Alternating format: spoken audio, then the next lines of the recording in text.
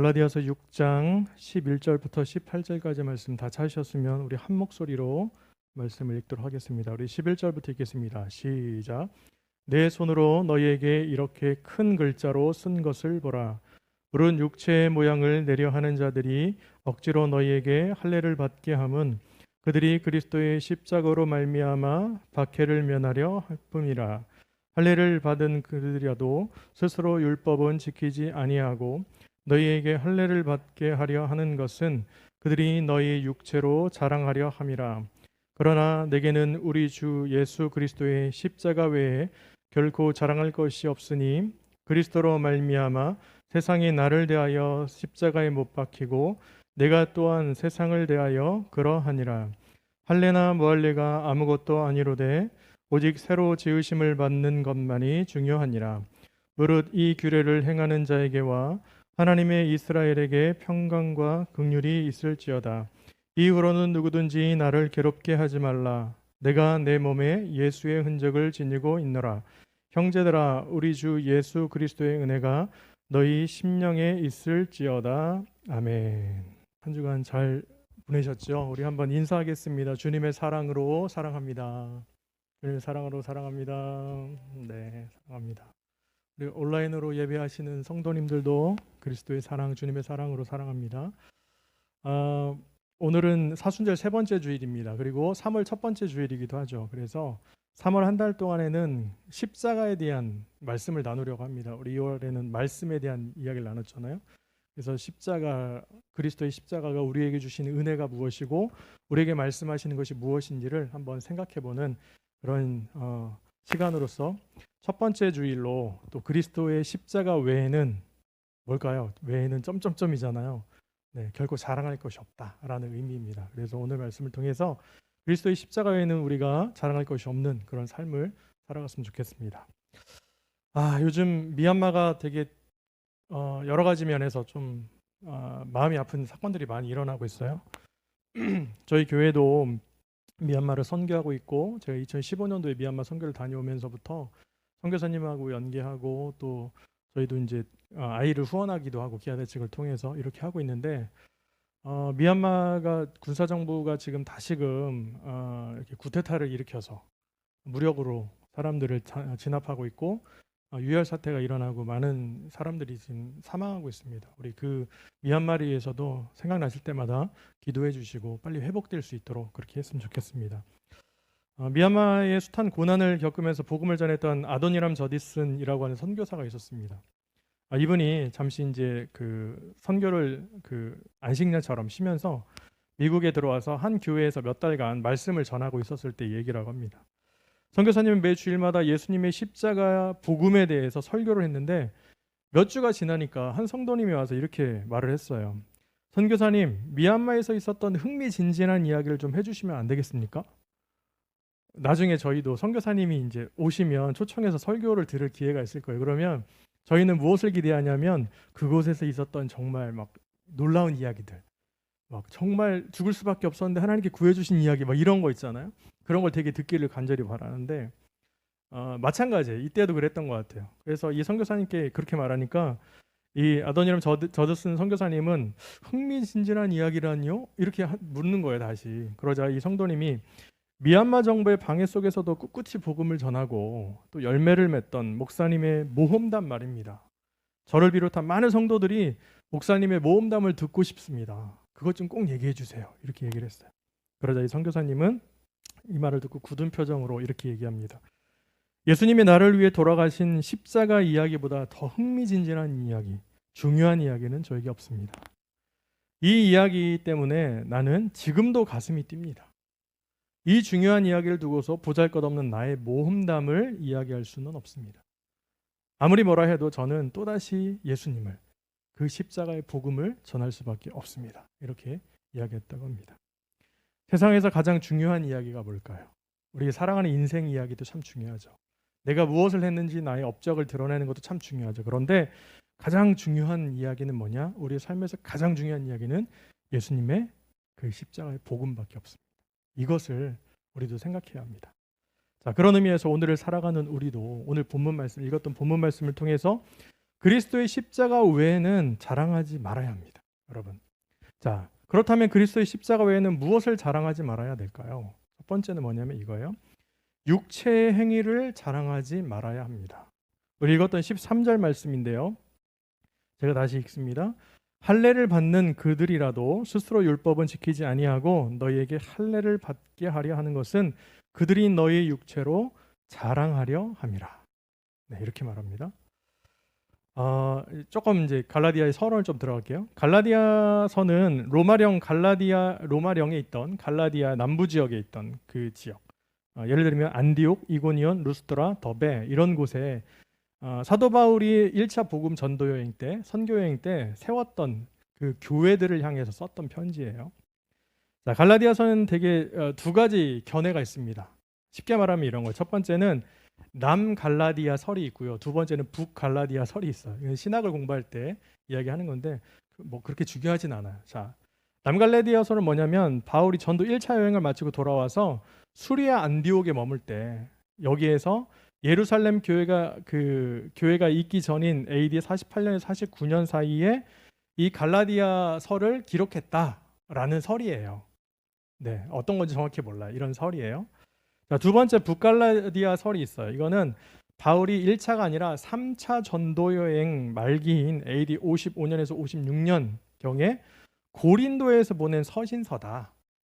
이제 설이 있어요. 주장하는 의견들이 많죠. 그것을 다 이야기한 그렇지만 어찌됐건 이러한 갈라디아 설이 있습니다. 그런데 중요한 거는 왜 이 사도 바울이 갈라디아 설을 썼는가잖아요. 그렇죠? 자, 기록 목적은 뭐냐면 갈라디아 교회를 미혹하던 당시 율법주의자들의 가르침을 반박하고 오직 구원은 믿음으로만 이루어진다는 것을 확신시키기 위해서요. 이것만 기억하시면 돼요. 뭐 남갈라디아설, 북갈라디아설 뭐 상관없고 왜 썼느냐? 당시의 율법주의자들이 자꾸 이것을 미혹하는 거예요. 어떤 미혹이냐면 이런 거죠. 예수님, 사도 바울이 이야기한 게 복음이 뭡니까? 우리가 예수 그리스도를 믿음으로 구원받잖아요. 그런데 그걸로만 되겠어? 라고 하는 거예요. 오늘날로 하면 그거예요. 우리가 예수 그리스도를 믿으시고 구원받으셨죠. 네, 확신하잖아요. 그런데 그걸로 되겠어요? 주일 성수 하셔야죠. 제가 좀 또 이상하게 가죠. 헌금도 얼마나 하셔야죠. 직분 받으시려면 얼마를 내셔야 되지 않겠어요? 봉사도 이렇게 하셔야죠. 교사도 하시고 성가대도 하시고 다 이렇게 하셔야 구원을 받습니다. 라고 한다면 율법주의자라는 거예요. 말이 안 된다는 거예요. 당시에 이런 율법의 행위적인 것을 계속 이야기했던 이런 율법주의자들이라고 해서요. 이 사람들이 교회에 소속되어 있는 그리스도인이 아니다가 아니고 교회에 소속되어 있지만 원래 유대교에서 개종을 했기 때문에 자신들에게 뭐가 배어 있어요? 율법주의가 배어 있단 말이에요. 네. 이런 사람들이 많았기 때문에 사도 바울이 그게 아니다라고 하면서 쓴 게 갈라디아서라는 거예요. 오직 구원은 무엇으로 받습니까? 예수 그리스도를 믿는 믿음, 십자가의 은혜로 받습니다. 이것을 이야기하고자 하는 거예요. 자, 그 중에서도 이런 사람이 있었어요. 당시에 갈라디아서에 두 부류의 사람도 있었는데 아까 말했던 교회 안에서 율법주의자들 이런 사람이 있었고요. 또 한 사람은 또 뭐가 있냐면 또 반대로 가는 거예요. 좌우가 분명한 거예요. 또 이쪽으로 가면 뭐예요? 율법 폐기론자들이 있어요. 그게 뭐냐면 우리가 예수 그리스도의 믿음으로 구원받았기 때문에 이제 율법은 필요 없어. 다 안 지켜도 돼. 이런 사람들. 오늘날로 얘기하면 그렇죠. 우리가 예수님을 믿음으로 구원받았지만 하나님의 말씀 이거 버려야 되나요? 들을 필요 없어. 서로 사랑하래. 됐어. 나는 예수님 믿었으니까 구원받았어. 끝. 나만 잘 되고 나만 뭐 성공하면 돼. 끝. 이게 진정한 신앙인가? 아니죠. 당시에 갈라디아는 이렇게 율법주의자들과 율법 폐기론자들이 있었다라는 거예요. 그래서 이들을 통해서 아니다, 잘못됐다라고 하는 것이 바로 이 사도 바울이 썼던 갈라디아서의 이 편지입니다. 자, 그 중에서도 오늘 말씀을 보면 육체의 겉모양을 꾸미기 좋아하는 사람들이 있습니다. 네, 이 사람들. 자, 그들은 갈라디아 교회의 성도들에게 억지로 할례를 받으라고 강권했다라는 거예요. 다시 말하면 그거예요. 그들은 이방계 그리스도인이거든요. 유대인이 아니에요. 이방인 그리스도, 우리처럼. 자, 그럼 이 사람들에게 할례를 받도록 분위기를 막 휘몰아가는 거예요. 야, 예수님을 믿는다면 하나님의 자녀라고 한다면 할례를 받아야지. 이렇게 가는 거예요. 육체의 모양을 내야지 라고 했다라는 거죠. 자, 그런데 여기에서 육체의 모양은요, 할례만을 가리키는 것은 아니고 할례를 통해서 형식적이고 외면적인 거칠애적인 것, 이것을 신경 쓰고 자랑한다는 거예요.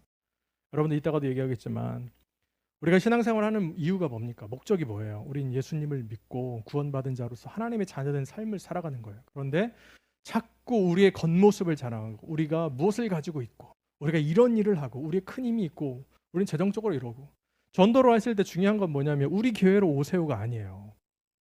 예? 예그리나 교회로 다 안 오셔도 돼요. 중요한 건 뭡니까? 예수님을 믿음으로 구원받는 거예요. 그런데 우리 교회 와봐. 우리 교회 오면 이런 게 있어. 이런 프로그램도 있어. 이런 뭐 좋은 시설이 있어. 그것을 자랑한다라는 거예요. 그것이 아니라는 거죠. 자, 이러한 모습은 오늘을 살아가는 우리에게도 있을 수 있습니다. 겉으로 보여지는 것이 신앙의 전부인 것처럼 착각해서, 과거엔 그랬어요. 성경책을 이렇게 딱 가슴에 끼고, 그렇죠? 교회 간다 그러면 어떻게 다녔어요? 이거를 다 얘기하고 이렇게 가요. 네, 성경책 누가 봐도 성경책이잖아요. 이렇게 다니고 또 나는 십자가 목걸이를 해야 돼. 그래서 십자가 목걸이도 맞추고 십자가 귀걸이도 하고 뭐 많이 있죠. 막 이런 걸 해요. 그런데 중요한 건 이거예요. 성경책을 그렇게 장식용으로 그리고 서재에 꽂아놓는 거. 언제 기회가 되시면 제가 코로나가 끝나면 저희 집에 한번 초청을 할게요.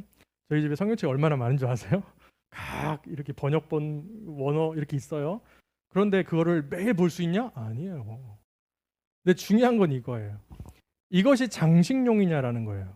성경책이 장식용입니까?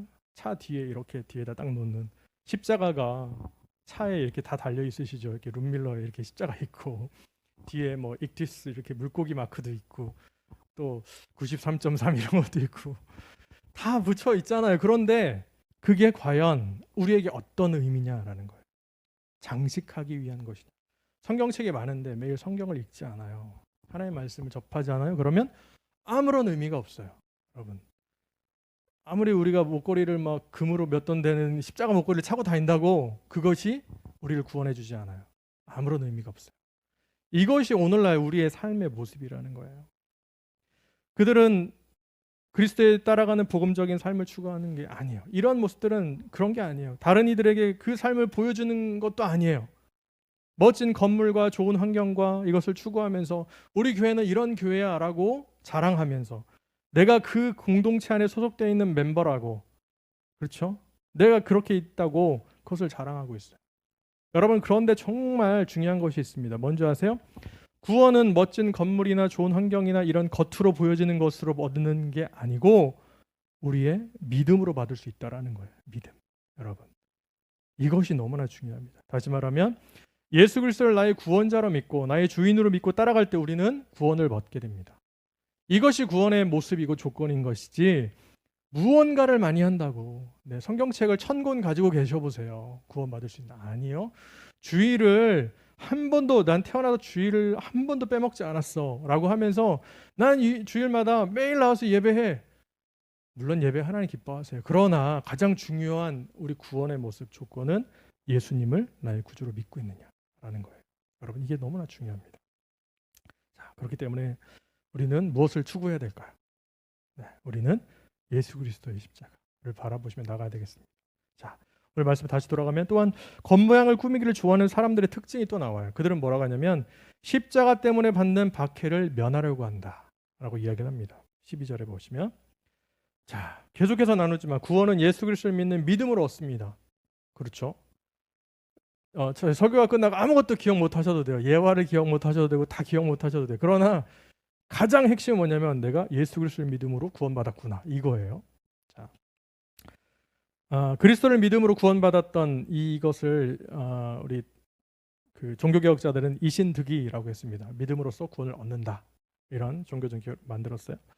자, 이것에 대해서 당시에 가장 분노했던 사람들이 있어요. 그게 누구냐면 유대인들입니다. 정통 유대인들. 왜냐하면 유대인들은 율법주의자로서 율법을 지킴으로 구원을 얻는다고 주장했기 때문이에요. 율법을 지켜야 얻는다. 자, 참고로 말씀드리면 유대인이 이야기한 율법이 몇 가지인 줄 아세요?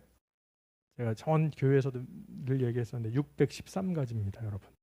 613가지 지킬 수 있으시겠어요? 안식일에 지켜야 될 게 39가지요. 나중에 기회 되면 제가 한번 이것이 뭔지를 한번 쭉 해서 보내드릴게요. 저희 밴드에 게시를 하든지. 나는 과연 이걸 지키고 사나 뭐 이런 것도 한번 보시고. 자, 이것을 온전히 지킬 때 구원받는다는 거예요. 613가지를. 자, 그런 의미에서 과연 이것을 의롭다함을 받을 수 있는 사람이 있을까요? 저는 없다고 생각합니다. 율법으로 의롭다함을 얻을 수 있는 사람은 단 한 사람도 없어요. 율법은 다만 우리의 죄를 깨닫게 할 뿐입니다, 여러분. 그래서 사도 바울은 로마서 3장 20절에 이렇게 말씀하죠. 그러므로 율법의 행위로 그의 앞에 의롭다 하심을 얻을 육체가 없나니 율법은 죄를 깨달음이니라. 네, 아주 정확하게 이야기하고 있어요. 자, 그럼에도 당시에 율법을 신봉한 정통 유대인들은 율법이 아닌 예수 그리스도를 믿음으로 구원을 얻는다는 것은 율법적인 의를 부정하는 것이기 때문에 하나님을 모독하는 참남한 죄다라고 생각을 했어요. 자, 그래서 십자가에 못 박는 거잖아요, 사실. 특히 할례는 율법의 핵심입니다, 여러분. 사내 아이로 태어나면 난지 8일 만에 할례를 해야 되거든요. 자, 이것을 행하지 않는 자들, 즉 뭐예요? 율법을 지키지 않는 자들에 대해서는 유대인들의 분노가 어마어마했겠죠. 그래서 박해를 했습니다. 자, 그때 겉모양을 꾸미기 좋아하는 사람들이 있었어요. 갈라디아 교회 안에. 그들이 갈라디아 교회 성도들에게 이렇게 얘기합니다. 그리스도의 복음을 전한다고 하면서 그것만으로 부족하잖아. 야, 그거 복음만 믿고 구원받을 그렇지 않아? 그러면서 어떻게 해요? 할례도 해야지 라고 얘기를 하는 거예요, 여러분. 자, 어찌 보면 시대의 상황으로 그들이 말한 것이 옳은 것 같기도 해요. 왜냐하면 분노에 찬 유대인들로부터 구원받으려면, 공격받지 않으려면 어떻게 해야 돼요? 할례만 행하면 되잖아요. 그렇죠? 할례만 하면 나도 할례 행했어, 나도 율법 지켰어 라고 할 수 있죠. 네. 타협 아닌 것 같지 않아요? 그런데 여기서 속지 말아야 될 게 있어요. 뭐냐면 이 사람들이 할례를 행해야 된다라고 얘기했던 이유가 있어요. 그게 뭔지 아세요? 그것은 이런 거예요. 우리가 신앙을 지키면서 다른 방법으로서 다른 사람과 그들과 함께 교류를 하기 위해서 이런 얘기가 아니고, 여기에서 뭐예요? 나도 할례를 행한 유대인이야 라고 보이기 위해서예요. 다시 말하면 내가 예수님을 믿음으로 받는 박해를 피하기 위한 대안으로서의 할례예요. 율법을 지키는 듯한 모습이에요. 유대인들이 이 사람이 예수님을 믿는지 안 믿는지 어떻게 알아요? 여러분도 아시나요? 길거리에 이렇게 가다가 딱 저 사람은 예수님 믿는구나, 안 믿는구나 아세요? 그런 능력이 있으시면 저도 좀 알려주세요. 몰라요. 우리는 대화를 하고 그 안에 있는 신앙을 확인하고 이 사람의 삶의 스토리를 들었을 때 예수님을 믿는 사람이구나 알 수 있는 거잖아요. 그렇죠? 그런데 이들은 뭐예요? 육체의 할례를 행함으로 해서 나는 유대인이야 라고 얘기를 하는 거예요. 그것과 마찬가지라는 거예요. 그러니까 예수님을 믿음으로 받는 그 십자가의 박해, 이것을 피하기 위한 대안으로서의 할례를 얘기했던 거예요. 다시 말하면 구원받은 이 사람이 그것을 통해서 내가 그리스도인으로 살아가지만 정말 말씀을 더 지켜야지, 하나님의 말씀에 좀 더 가까이 가야지 라고 해서 할례를 행한 게 아니고, 그 당시에 받던 박해를 면하기 위한 대안으로서의 율법을 지키는 듯한 그런 할례를 행했다는 거예요. 이건 전혀 다릅니다. 자, 그렇기 때문에 그들은 복음을 통한 구원을 얻고자 했음에도 현실에 직면한 그리스도의 십자가로 말미암아 오는 박해를 어떻게든 피하려고 했습니다. 여러분들, 그래서 그것을 피하는 방법으로 할례를 꺼냈던 거예요. 그런 의미에서 오늘도 우리 살아가는 우리도 곰곰이 생각해 보셔야 될 게 있습니다. 그게 뭐냐면 우리는 하나님의 사랑과 예수 그리스도의 은혜로 구원받았습니다. 믿음으로 구원을 받은 우리는 당연히 우리에게 주어진 십자가를 지고 주님을 따라가야 합니다. 자, 그럼에도 우리는 때때로 겉모습을 꾸미기 좋아하는 사람들과 같이 어떻게 하면 편안하고 안락할까, 어떻게 하면 많은 것을 소유하고 살아갈 수 있을까만 고민하고 생각할 뿐, 정작 우리에게 주어진 십자가, 즉 우리의 소외된 이웃이나 또 선교의 현장, 그리고 믿지 않는 가족과 이웃을 위해 기도하지 않고 있다라는 거예요. 네. 미얀마가 다른 나라 이야기예요. 그렇죠? 그러나 우리가 해야 될 게 뭡니까? 가슴 아파하고 그들의 영혼을 위해서. 저는 지금 6년이 지났네요. 2015년도에 다녔으니까. 그런데 그곳에서 봤던 그 아이들의 눈망울을 잊을 수가 없어요. 정말 순수한, 정말 아무것도 모르는, 정말 시골에 정말 이런 때묻지 않은 아이들의 눈망울. 그러나 예수님을 믿지 않아서 구원받지 못한 아이들, 여러분, 그들을 바라보면서 어떻게 해야 돼요? 우리는 기도해야 돼요. 선교해야 돼요. 우리 교회가 미자립이고 어렵지만 선교하는 이유가 그겁니다. 같이 해야죠. 그러니까 이것을 그리스도의 십자가를 지고 나아가는 겁니다. 그렇기 때문에 우리는 그리스도의 십자가로 인해서 주어지는 박해를, 그 어려움을 피하려고만 하지 말고 온전히 우리의 십자가를 감당하는 그리스도인이 되어야겠습니다. 더 나아가서 겉모양을 꾸미기 좋아하는 사람들은요, 자신들조차 율법을 지키지 않으면서 오히려 육체를 이용해 자랑하려 합니다. 여러분, 이게 참 나쁜 거예요. 다시 말하면 그거예요. 할례를 받았음에도 불구하고 율법을 지키는 일에 대해서는 전혀 관심이 없어요. 네. 오히려 그들은 정통 유대인들에게 자신의 할례 받음을 통해서 이렇게 자랑하면서 십자가로 인한 박해를 면하려고 하는 것이고, 더 나아가 그들은 자신들이 받은 할례로 인해서 자랑하기까지 합니다. 나도 이런 사람이다. 네, 나도 이런 사람이다. 똑같아요. 오늘날도 마찬가지예요. 계속해서 이야기하지만 언제부터인가 한국 교회가 그리스도의 십자가로 인한 고난을 참여하지 않아요. 세상적 힘과 권력에만 빠져서 우리도 이러한 큰 능력이 있다고, 우리도 지역에서 이만한 힘을 발휘할 수 있다고 자랑합니다. 그리고 우리 이웃을 무시하고 위협하고 있어요. 그러면서 정작 십계명을 통해서 말씀하신 하나님 사랑과 이웃 사랑을 실천하지 않아요. 그리고 요한복음 14장 34절에서 새 계명을 주신 예수님께서 우리에게 새 계명을 주셨잖아요. 서로 사랑하라. 내가 너희를 사랑한 것 같이 너희도 서로 사랑하라라고 말씀하신 이 서로 사랑을 하지 않아요. 그러면서 어떻게 해요? 우리는 언제부턴가 사회를 위협하는 골칫덩어리가 되어버리고 있어요. 교회 그러면 어떻습니까? 오늘날 코로나 국면에서 교회는요, 골칫덩어리예요. 제가 볼 때 그래요. 사회의 연약함을 짊어지고 나가고 사회의 부족함을, 우리의 소외된 이웃들을 끌어안고 나갔던 교회가 언제부턴가 기득권이 돼서 이제는 어떻게 해요? 사회의 골칫덩어리처럼 되어버렸어요. 부패가 있고. 여러분들, 우리가 돌이켜야 합니다. 그렇다면 우리를 무엇을 자랑해야 될까요?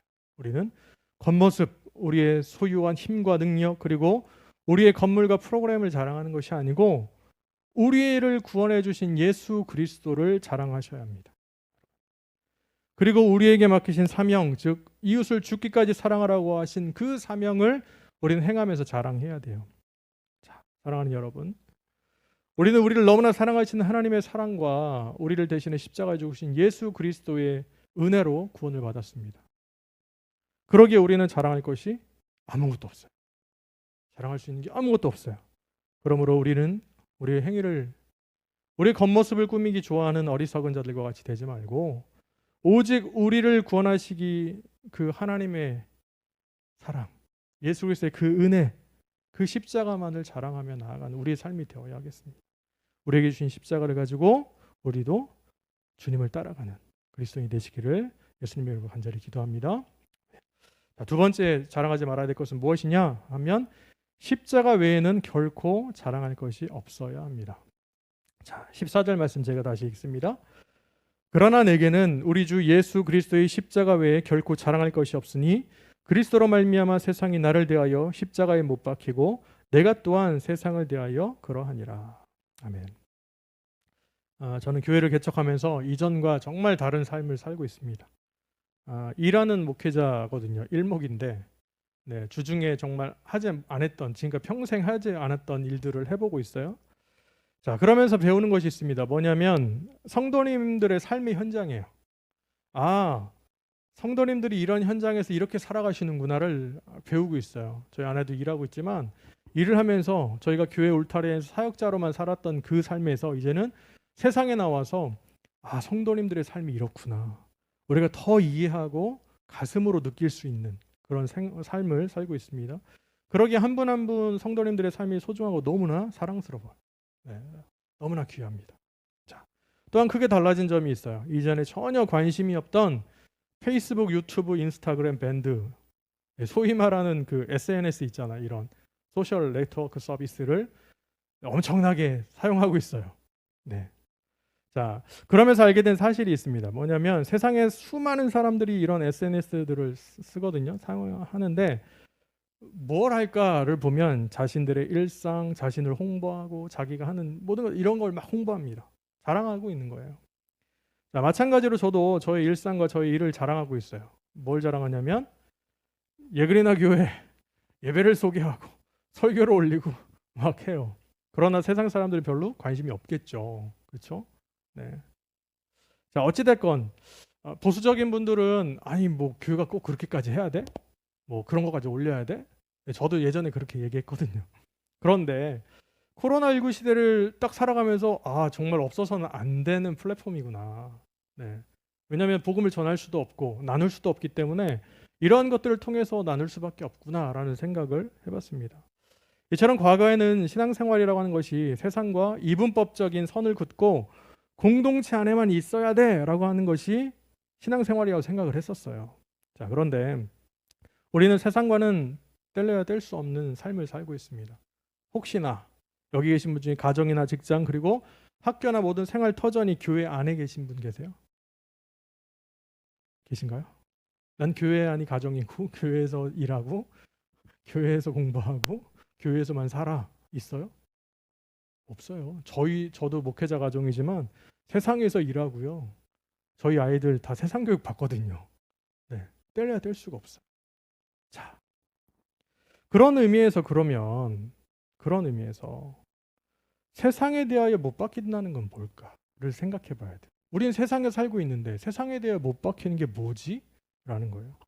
그것은 그리스도로 말미암아 살아가는 삶을 의미합니다. 다시 말하면 우리가 예수 그리스도를 믿음으로 구원받았을 때 세상이 우리에 대하여 완전히 죽었고 우리 또한 세상에 대하여 죽었다는 사실입니다. 비록 세상의 모든 사람들과 같은 시간과 같은 공간을 살아가지만 우리는 예수 그리스도로 말미암아서 살아가는 사람이기 때문에 전혀 다른 삶이에요. 누구로 살아간다고요? 예수 그리스도로 살아가는 거예요. 같은 시간과 같은 공간, 같은 배움과 같은 직장에서 같은 가정에서 살아가지만 우리는 예수 그리스도로 말미암아 살아갈 때 전혀 다른 삶을 살아갈 수 있습니다. 세상이 추구하는 가치를 따라가는 것이 아니라 그리스도께서 원하시고 추구하시는 가치를 따라 살아가는 겁니다. 그래서 빌립보서 1장 11절의 말씀을 보면 이렇게 말씀합니다.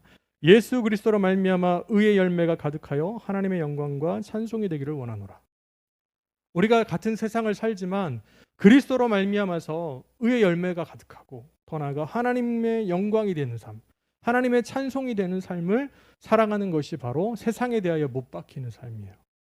여러분, 또한 십자가 외에 결코 자랑하는 것이 없는 자들에게는 할례를 받거나 안 받는 것이 중요한 것이 아니고요. 오직 새로 지으심을 받은 것만이 중요합니다. 여기에서 새로 지으심을 받은 것이 무엇입니까? 계속 얘기해요. 새로 지으심을 받은 것은 뭐냐? 그리스도 안에 있는 자, 곧 그리스도의 십자가를 믿음으로 말미암아 새롭게 거듭난 사람을 의미합니다. 사도 바울은 이에 대해서 고린도후서 5장 17절에서 그런즉 누구든지 그리스도 안에 있으면 새로운 피조물이라. 이전 것은 지나갔으니 보라 새 것이 되었도다. 우리의 몸은 똑같아요. 그렇지 않나요? 예수님을 믿기 전과 믿은 후의 모습을 보면 똑같아요. 그러나 우리의 속사람은 새로워졌고 내 안에 예수 그리스도로 충만하기 때문에 이제는 나의 삶은 완전히 바뀐 거예요. 나의 목표, 나의 초점, 나의 시선이 누구예요? 예수님이에요. 예수 그리스도예요. 똑같은 힘든 일을 당하고 똑같은 어려움이 있고 가정의 문제, 직장의 문제 여러 가지 있지만 이것을 이겨낼 수 있는 것은 뭐냐면 나는 이제 예수 그리스도로 살아가기 때문이에요. 여러분 이게 너무나 중요합니다. 자, 그렇다면 오늘을 살아가는 우리도 우리를 구원하시기 위해 십자가에서 모든 고난을 받으신 예수 그리스도를 믿음으로 말미암아서 새로운 피조물로 지으심을 받았는지 생각해 보셔야 돼요.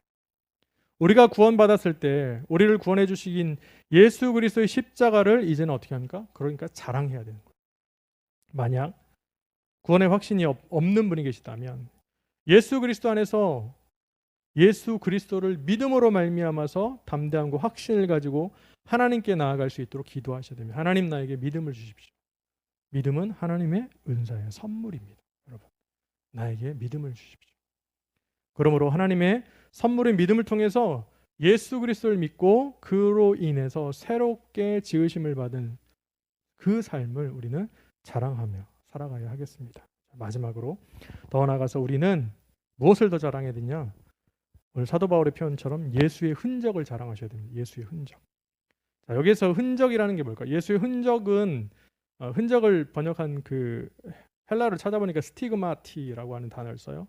근데 여기서는 찌르다라고 하는 동사 스티조에서 유래했습니다. 결국 뭐냐면 우리가 뭐 그런 경험은 있으면 안 되지만 뭐인가 찔렸거나 베었거나 이러면 상처가 남잖아요. 자국이 남잖아요. 이것을 의미하는 거예요. 자, 그렇다면 이게 왜 당시에 이런 스티그마라고 하는 단어가 썼을까? 여러분들 노예제도 아시잖아요. 당시에 노예제도 때는 이 노예가 나의 소유다라고 해서 어떻게 해요? 소유권을 표시하기 위해서 노예의 몸에 낙인을 찍습니다. 그렇죠. 그러면 흔적이 남아요. 그래서 쟤는 나의 노예야 라는 것을 알았다는 거죠. 그러니까 그 당시에 그런 단어로 썼어요. 사실 이 단어가. 자, 그런데 바울은 자신의 몸에 뚜렷해 남아있는 상처가 있었습니다. 뭐냐면 복음을 전하다가 입은 고난의 상처예요. 매도 많이 맞았고요. 돌에도 맞았고 여러 가지 있잖아요. 그 상처들이 뭐예요? 예수의 흔적이다라는 거예요. 다른 사람들이 봤을 때는 야, 상처고 불쌍하다, 아팠겠다 이렇게 볼 수 있지만 사도 바울이 고백한 상처는 뭐야? 나는 예수의 흔적이다. 복음 위에 살다가 이렇게 받은 것. 네, 이것이 예수의 흔적이다. 그런 의미에서 오늘 살아간 우리도 복음을 증거하다가 생긴 예수의 흔적이 있는가를 고민하셔야 됩니다. 그 흔적은요, 사도 바울과 같이 복음을 증거하다가 어떤 받은 고난으로부터 생긴 육체의 흔적일 수도 있어요. 또 어떤 것은 복음을 전하고 그렇게 살아가다가 다른 사람으로부터 받은 마음의 상처일 수도 있어요. 제가 생각하는 건 그렇습니다. 내가 예수님의 말씀대로 살아가다 보면 핍박을 받거나 어려움을 당하잖아요. 마음의 상처를 받아요. 그렇죠. 그러면 그게 뭐예요? 난 상처받았어. 끝이 아니고 나는 이것이 예수의 흔적이구나 로 생각할 수 있어요. 더 나아가서 하나님께서 주신 사명을 감당하기 위해 얻어지는 수고와 어려움일 수도 있습니다.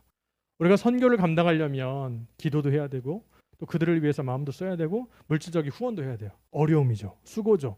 그런데 이것이 예수의 흔적이에요. 여러분. 이게 너무나 중요합니다. 그래서 현재 당하는 고난을 너무나 힘들어하지 마시기 바랍니다. 왜냐하면 로마서 8장 18절에 이렇게 사도 바울이 명확하게 얘기해요. 뭐라고 하냐면 생각하건대 현재의 고난은 장차 우리에게 나타날 영광과 비교할 수 없기 때문입니다. 여러분 예수의 흔적을 받는 것으로 상심하지 마세요. 이것을 통해서 우리는 장차 하나님께 큰 영광을 받을 수 있어요. 여러분 고린도서 1장 30절에서 31절의 말씀을 보면 이렇게 말씀해요. 제가 세번역 성경으로 읽어드릴게요. 여러분은 하나님의 자녀로서 그리스도 예수 안에 있습니다. 그는 우리에게 하나님으로부터 오는 지혜가 되시며 의와 거룩함과 구원이 되셨습니다. 그것은 성경에 기록되어 있는 바 누구든지 자랑하려거든 주님을 자랑하라 한 대로 되게 하시려는 것입니다. 자랑할 거면 누굴 자랑해야 돼요? 예수님을 자랑하세요. 목사님 자랑하지 마시고 교회 건물 자랑하지 마세요. 누구 자랑하세요? 우리를 구원하신 십자가에 못 박이신 예수 그리스도를 자랑하십시오. 그리고 그분께서 말씀하신 대로 내 십자가를 지고 날 따라라 라고 말씀하신 대로 우리도 그렇게 따라가시는 그 삶을 자랑하십시오. 우리는 그것이 예수의 흔적입니다. 여러분 그런 의미에서 우리는 우리의 육체적인 것, 우리의 가지고 있는 것, 우리의 모든 것을 자랑하는 어리석은 자가 되지 말고 그런 겉모양 꾸미기를 좋아하는 자가 되지 말고 우리는 오직 우리를 구원하신 예수님, 예수 그리스도의 십자가를 자랑하면서 우리의 십자가를 지고 주님을 온전히 따라가시는 우리 예그리나 교회 모든 성도님들이 다 되시기를 예수님의 이름으로 간절히 축원합니다. 네, 기도하겠습니다. 주께 드린 우리의 삶을 통해 주의 나라가 이루어지게 우리 다시 한번 고백합니다. 내게 있는